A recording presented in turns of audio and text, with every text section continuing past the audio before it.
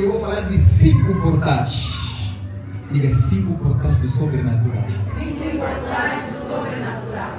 Fala no teu vizinho, você está preparado para ser alimentado? Aleluia. Eu não vou fazer uma leitura, porque são vários livros que nós vamos ler, então não vou ler de uma vez. Amém? Em cada portal eu vou recitar uma sustentação bíblica. Amém? Pode sentar.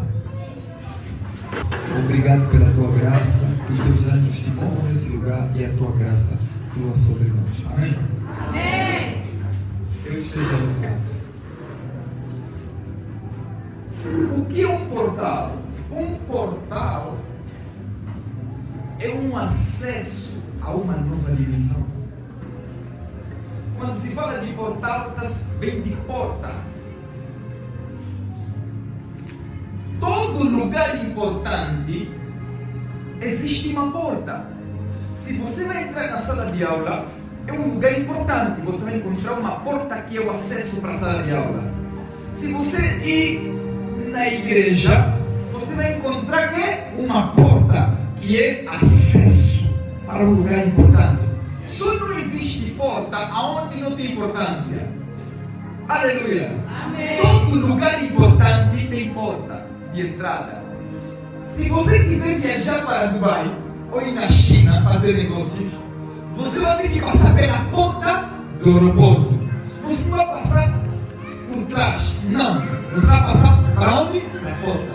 Quer dizer, os lugares de excelência existem que? Porta. Até na tua própria casa existe porta. No teu quarto existe porta. Por que no teu quarto tem porta? Porque é um lugar importante. Um lugar que é especial.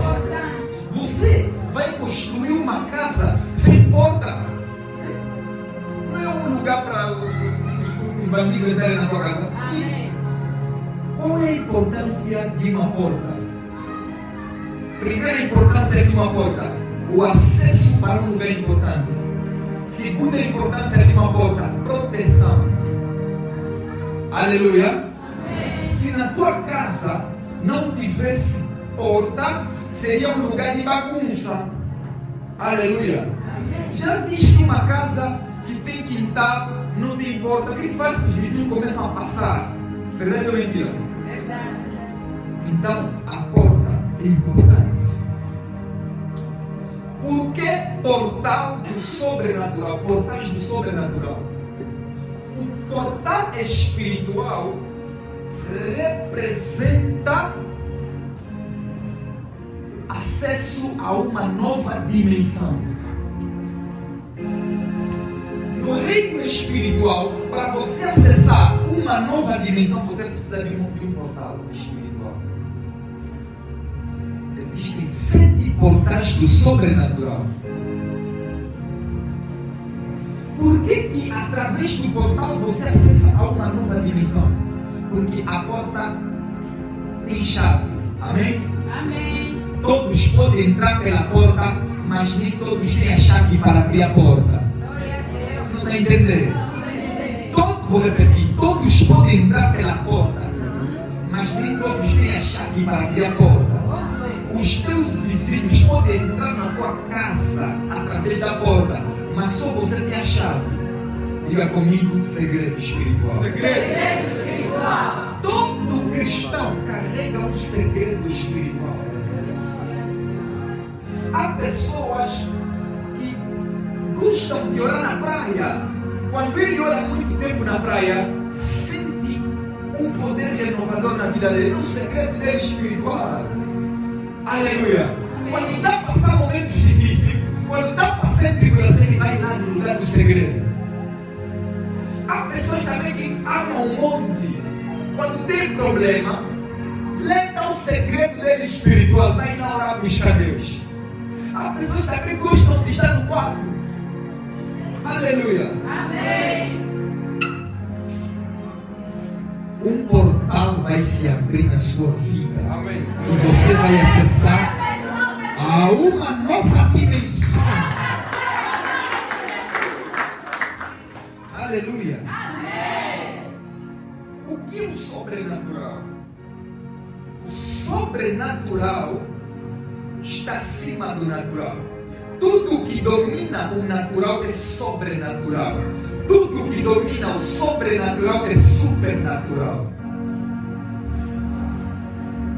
O sobrenatural tem a capacidade de dominar o natural. Quando as coisas naturais são afetadas pelo poder de Deus, o que acontece? O sobrenatural acontece. A unção é sobrenatural. Quem carrega a unção do Espírito Santo, ele não é um homem natural, é um homem sobrenatural.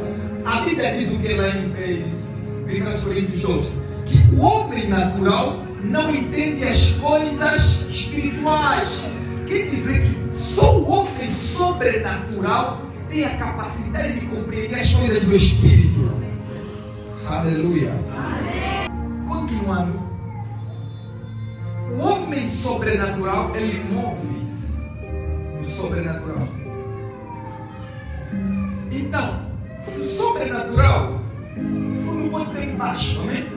Baixo, amém? Se o sobrenatural revela o poder de Deus, certo? O que é o poder de Deus? O poder de Deus é o movimento na presença de Deus. Alguém entendeu? Amém. Quando a presença de Deus se move, é o poder de Deus. Como assim? Por isso é que existe a palavra Shekinah e existe a onisciência de Deus. Deus é que? Omnisciente. Deus está em todos os lugares, mas não se manifesta em todo lugar. Aleluia. Amém. Deus não se manifesta em todo lugar. Deus se manifesta na casa do Quimadeiro? Não. Mas na igreja ele se manifesta. Aleluia. Amém. Vou dar um exemplo. Por que você quando chega na tua casa para orar, você não cai? Mas quando você está na igreja, você cai. Na presença de Deus. Mas na tua casa você está a orar, você não cai. Mas quando você está na igreja, na adoração profunda, você não consegue ficar de pé. A Shekinah é a manifestação da presença de Deus. Deus está em todos os lugares, mas não se manifesta em todo lugar. Aleluia. Amém. Então, sobrenatural é a manifestação da presença de Deus. Aleluia. Amém. Eu já disse que o portal é o acesso a uma nova dimensão. Tudo que é importante ter porta. Ou seja, vamos ao primeiro portal. O primeiro portal do sobrenatural é a metanoia. Diga metanoia. Metanoia. Metanoia. Metanoia. Escuta, metanoia em português quer dizer arrependimento genuíno. A palavra metanoia é uma palavra grega que significa mudança de atitude, mudança de pensamento, mudança da mente. A palavra meta significa mudança, noia significa atitude, mentalidade e pensamento. Glória a Deus. Onde aparece essa palavra metanoia? Amados, nós sabemos que o Novo Testamento é traduzido do grego, o Antigo Testamento do hebraico. Essa palavra metanoia aparece no livro de Atos capítulo 3, versículo 19 e Marcos capítulo 1, versículo 15. Vamos ler apenas um. Atos capítulo 3, versículo 19. Olha o que a Bíblia está a nos mostrar, algo muito profundo. Diz assim: arrependei-vos, pois, e convertei-vos para que sejam cancelados os vossos pecados. Palavra do Senhor.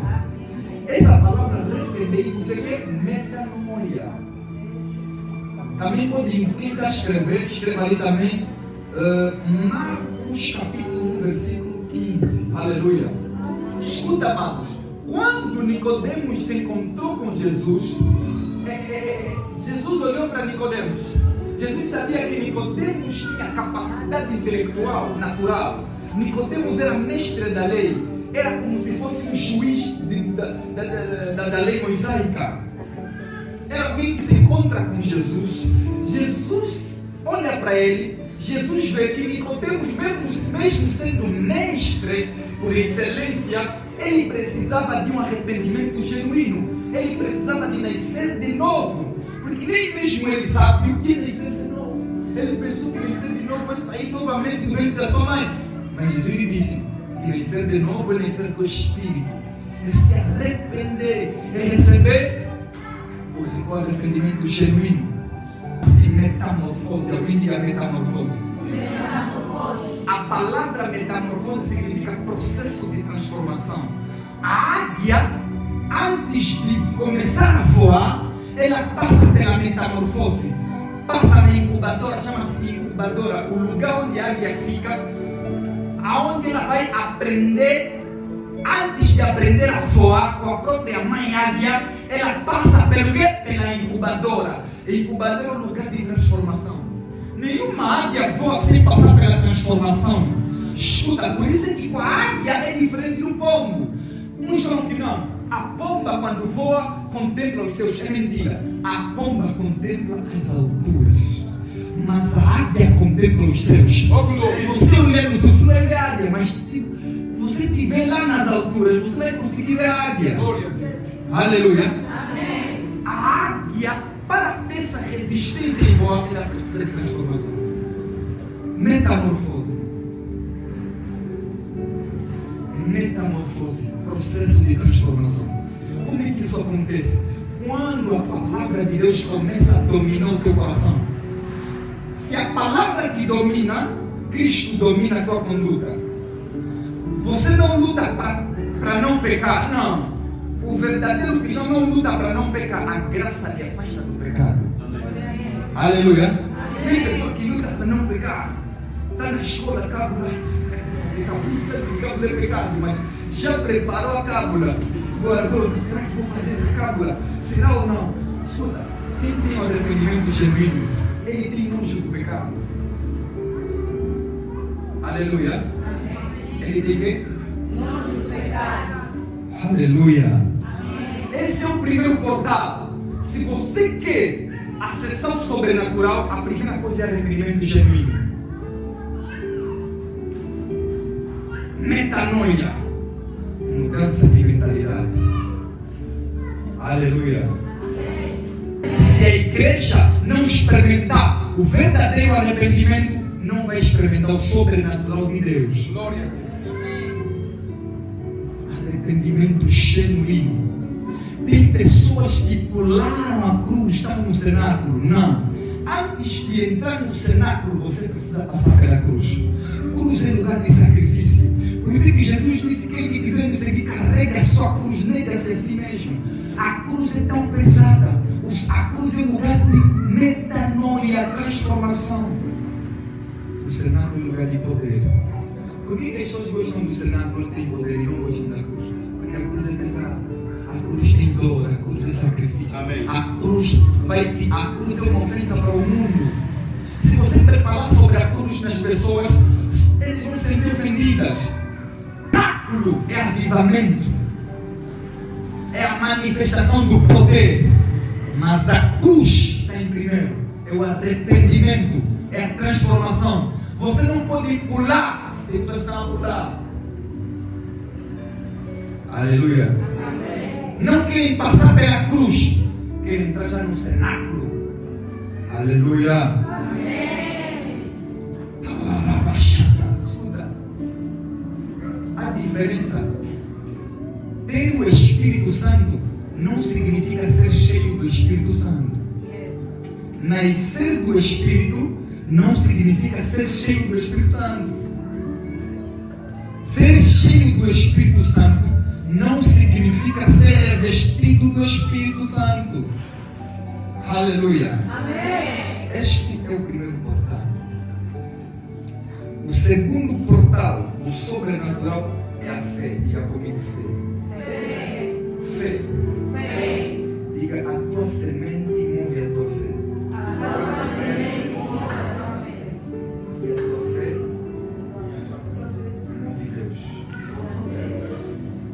Vamos abrir um versículo muito conhecido, que é Hebreus capítulo 11, versículo 1. Creio que este versículo é muito conhecido no meio da igreja.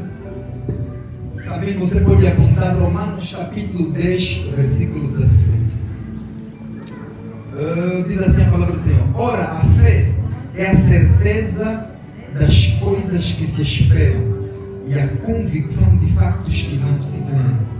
Pois, pela fé, os antigos obtiveram bom testemunho. Aleluia. Escuta, as pessoas que procuravam Jesus para ser curada eram as mesmas pessoas que abriam o ouvido para ouvir Jesus. As pessoas que eram curadas por Jesus não iam só para ser curadas, elas iam também para ouvir a palavra. Jesus primeiro pregava o evangelho, depois curava. Quer dizer, entenda, a Bíblia fala lá em Romanos 10, 17, né? Que a fé vem através de ouvir a palavra de Deus. Quer dizer que quando a palavra é uma semente, a cura é o fruto da semente. Se você pegar uma maçã, você vai comer a semente? Não. Por que você não vai comer a semente? Porque é amarga, é difícil comer. Você vai comer aquele fruto da maçã. Aleluia. A palavra de Deus, quando entra na sua vida, ela entra como uma semente. E depois ela dá frutos na sua vida. Como? Através da fé. Ouvir a palavra de Deus. E será que eu ouvi só com o teu ouvido? Não. O teu espírito, com o teu coração. Quando aquilo que o teu pastor está a pregar, está a ensinar, você não ouve só com o teu ouvido, mas você coloca no teu coração, você a pratica. Isso é fé. Então, fé é praticar a palavra de Deus. Se a Bíblia fala que mentir é pecado, então não posso mentir, porque eu tenho fé. Aleluia. Amém. Você que existe algo. A palavra fé do grego significa pistis. Aleluia. Pistis. Pistis significa confiar, convicção, certeza. Toda pessoa que tem pistis, que tenha fé, é uma pessoa que confia plenamente em Deus. Quem confia em Deus? Amém. Aleluia. Amém. Uma pessoa que tem fé é uma pessoa que tem um estilo de vida de confiança em Deus. Aleluia. Amém. Medo pode ser ausência de fé. Aleluia. O medo é inimiga de quê? Da fé. A lógica é inimiga da fé. A razão é inimiga da fé. Sabes por quê? Porque a fé não é vivida na mesma dimensão que a alma. A fé é vivida na dimensão do espírito. A alma é vivida na dimensão das emoções. A alma produz lógica, emoção. Por isso é que você não pode juntar a lógica e a fé. Para a ciência, a fé não existe. Pelo que cremos, nós nos movemos pelo que cremos, não nos movemos pelo que vemos. Diga, eu sou movido pelo que eu acredito. Não sou movido pelo que eu estou a ver. Não seja como Tomé, esperou ver o sinal para acreditar que é Jesus. Aleluia. Amém. Fé é confiar e obedecer plenamente a palavra de Deus.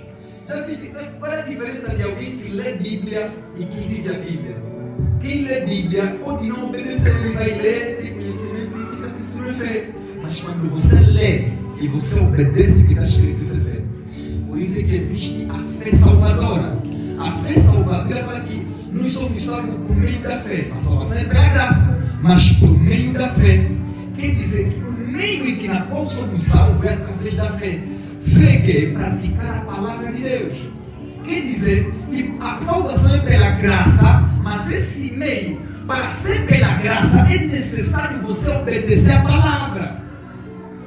Aleluia. Glória a Deus. Por isso que no Brasil inventaram uma teologia chamada teologia liberal, a teologia do coaching, em que Deus te aceita da forma que você é. Aleluia. Se um homem é um homossexual, Deus lhe aceita como ele é. Essa teologia está entrando em muitas igrejas, o que chamam o evangelho da felicidade, o evangelho da alegria. Aleluia.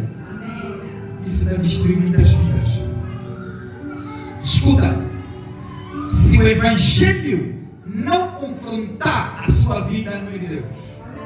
O evangelho vem para te confrontar, porque ele produz transformação. A salvação é pela, dizem que a salvação é só pela graça. Não, é pela graça. Porque não é nossas obras que vai garantir a salvação, mas qual é o meio dessa salvação? Obedecer às escrituras. Por isso eu digo sempre, eu sou escravo da palavra, porque eu obedeço à palavra. Aleluia. Amém. Fé salvadorista. Existe a fé sobrenatural. Diga fé sobrenatural. A fé sobrenatural, quando você obedece à palavra, você experimenta a fé sobrenatural. Essa fé é o dom da fé, que a Bíblia fala em 1 Coríntios 12. A Bíblia fala sobre o dom da fé, que é a fé que não falha. Está entendendo? Estou a declarar na sua vida que a tua fé vai ser sobrenatural. A fé sobrenatural é a convicção que não falha. Existe também a fé simples, que é aquela fé que pode falhar. Amém? Mas a fé sobrenatural não falha. Diga comigo, a minha fé não vai falhar. A minha fé não vai falhar. Escuta, quando os discípulos estavam se entregue à morte, Jesus sabia que seria um momento difícil. Jesus falou para os discípulos: eu oro para que a tua fé não falhe em nome de Jesus. Eu oro para que a tua fé não falhe. Por quê? Porque em momentos difíceis a tua fé pode falhar. Amém. Aleluia. Amém. Fé sobrenatural. Ok, seu Pati. Vou dar uma ilustração para ser mais rápido, para ir no outro ponto. Levanta a mão. Preste atenção, amém?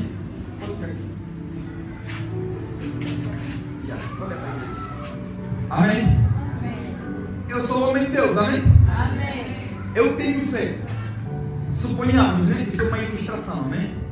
Ela está passando por um problema e ela está a orar para que quando o homem de Deus orar por ela, esse problema se resolva, amém? Amém. Jesus dizia sempre que a tua fé te salvou. Por causa disso, vou te explicar. Eu tenho fé que ela vai curar, ou ela vai ser resolver o problema dela. A minha fé é sobrenatural, eu tenho convicção. Mas só que o resultado do sobrenatural não vai depender simplesmente da minha fé. Também vai depender da fé dela. Aleluia. Amém. Vai depender de quem? Amém.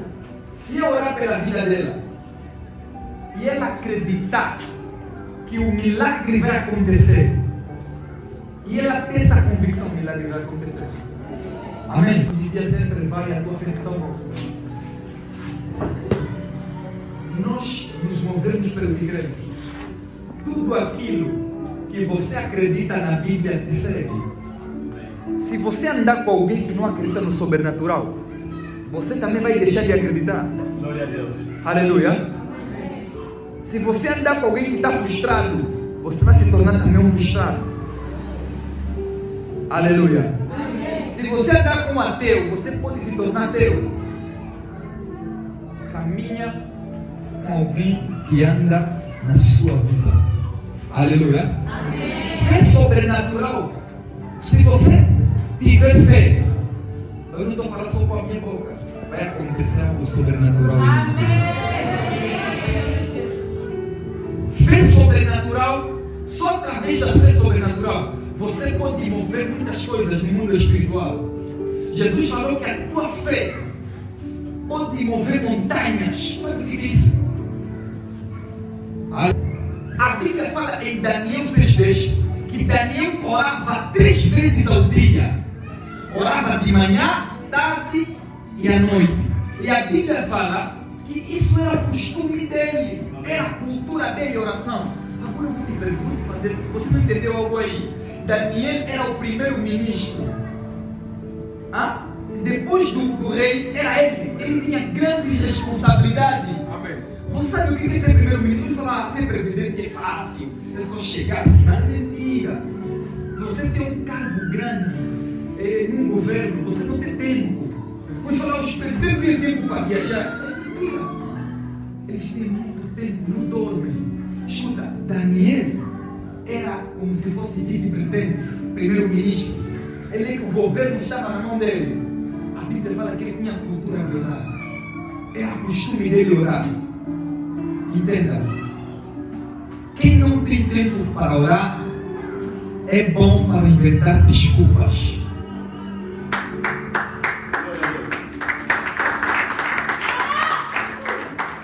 Olha para a vida de Daniel. Daniel orava muito. Por isso é que quando ele estava na fornalha de fogo, ele não foi consumido pelo fogo, porque ele próprio era fogo. Quem vive na oração é como um fogo. Você está entendendo? Fogo não pode engolir fogo. Só água pode engolir fogo. Você está entendendo? Daniel acendia a chama na oração. Por isso que quando você está orando, você está incendiar. Você fica quente. Aleluia. Você está no espírito. Quando é oração, você atinge uma dimensão espiritual. Nem o diabo consegue invadir o teu acesso espiritual, que é a oração. Você está entendendo o que eu estou a falar? Você começa a se transformar em fogo. Por isso é que Daniel na fornalha, ele não queimou porque próprio ele era fogo. Quando você viver uma vida de oração plena, você será como fogo. Fogo, fogo. Por isso é que demônio não respeita quem... o demônio tem medo de quem tem vida de oração. O demônio foge quem tem vida de oração. Se você ouviu o testemunho da irmã Janira, quem já ouviu? Ela entrou naquela igreja, ela se converteu, largou o satanismo, porque ela viu um jovem que orava muito, um jovem fervoroso na oração, um jovem que não estava entregado às concupiscências da sua própria carne, mas um jovem que era movido no espírito, um jovem movido na oração. Escuta, a única forma de você mudar a tua geração é você ser um homem de oração, o homem que acha o joelho na oração.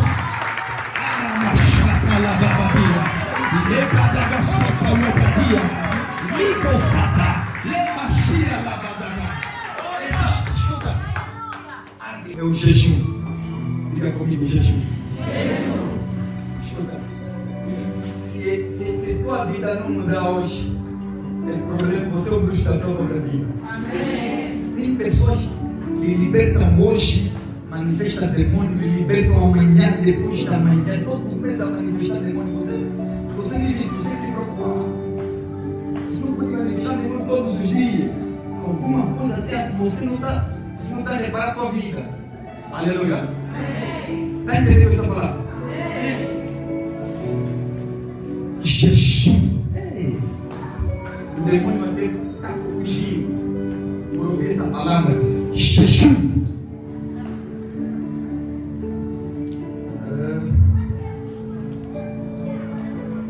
Mateus 17, 21, Atos 13, 2. Vou ler Atos capítulo 13, 2. Estamos já terminando a mensagem. Atos 13, 2. Ele diz assim a palavra do Senhor: e servindo eles ao Senhor e jejuando, disse o Espírito Santo: separai-me agora, Barnabé e Saulo, para a obra a que os tenho chamado. Então, jejuando e orando, impondo sobre ele as mãos, os despediram. Aleluia. Amém. Escuta, antes os discípulos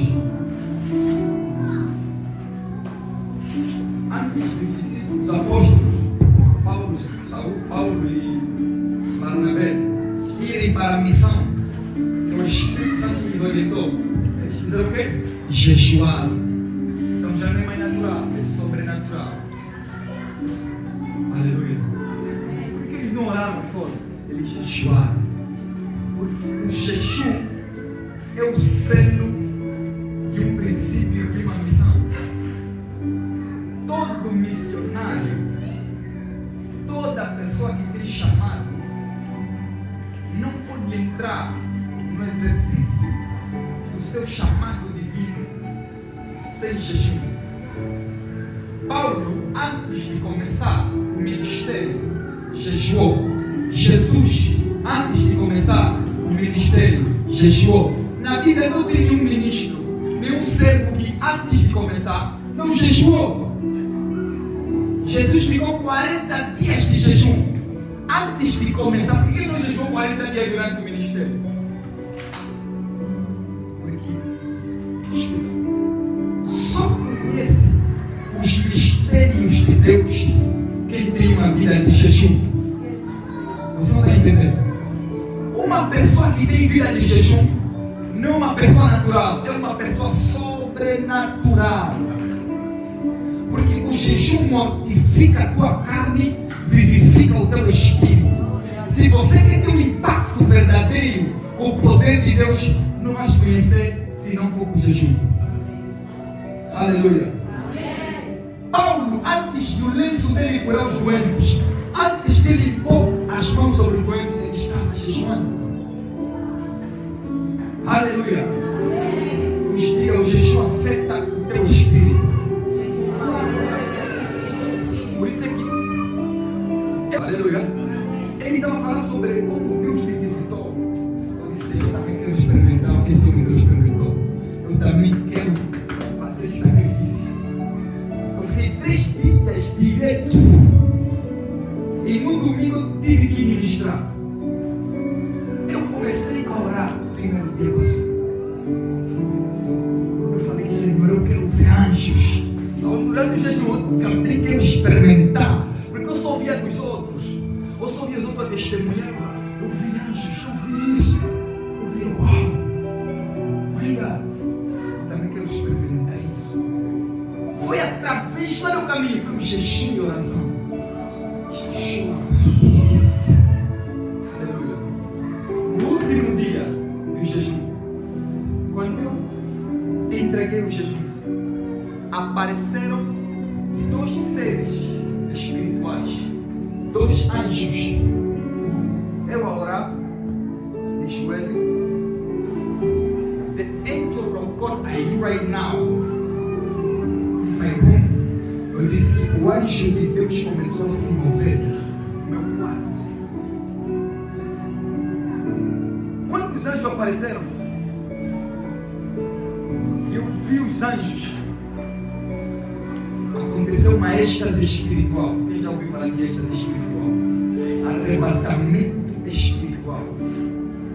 Existem 2 tipos de arrebatamento.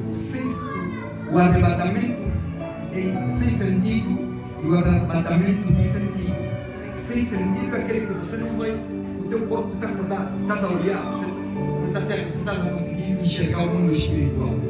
Arrebatamento de sentido é quando você perde a força no corpo físico. Você vai. Eu perdi toda a força. Onda. Eu sou vida ativa ou sobrenatural. Tem pessoas que nunca profetizaram, vão começar a profetizar. Eu hoje vi te ativar. Tem pessoas que vão ter sonhos que vai acontecer. Aleluia. Quinto ponto, Mateus 10:41. A Bíblia fala sobre aquele que recebe o profeta na qualidade de profeta, recebe o galardão de profeta. Marcos capítulo 6, versículo 1 até 6. Eu vou ser muito rápido nesse último ponto. Aleluia. Marcos capítulo 6, versículo 1 a 6. Esse é o maior portal que existe. Está entendendo? O principal portal para o sobrenatural é a honra. Esse é o principal.